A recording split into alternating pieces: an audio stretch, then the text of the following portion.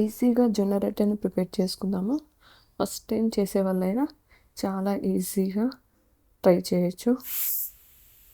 ముందుగా మనం జొన్న పిండి తీసుకొని అందులో కొంచెం సాల్ట్ వేసుకొని మనం హాట్ వాటర్ అనేది వేసుకోవాలి.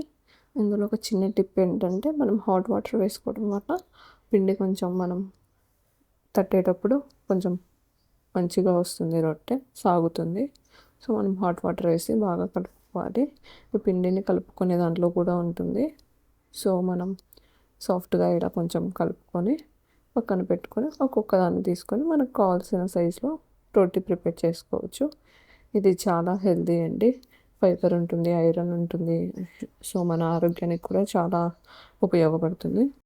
ఇంకా ఎవరైతే వెయిట్ లాస్ అవ్వాలి అనుకుంటున్నారో లేదా ఎవరైతే లైక్ షుగర్ కంట్రోల్ చేసుకోవాలి అనుకుంటున్నారో, మనం ఈ రోటీ తీసుకోవడం వల్ల కూడా మనకి అన్ని షుగర్ కంట్రోల్ అవుతుంది.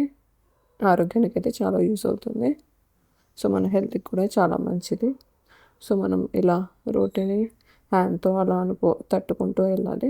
ఆర్ మనం చపాతీ కట్టెతో కూడా అనుకోవచ్చు.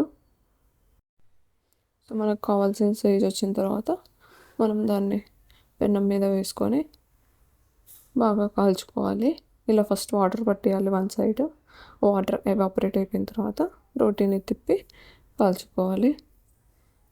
ఇక్కడ మన ఇంట్లో తెలిసిందే కదా, మనం చలాకి కంటే ఎక్కువ హ్యాండ్సే యూస్ చేస్తారు అమ్మ వాళ్ళు. సో ఇక్కడ కూడా అదే జరుగుతుంది. అమ్మ ఎక్కువగా హ్యాండే యూస్ చేస్తుంది రోటీని కాల్చడానికి.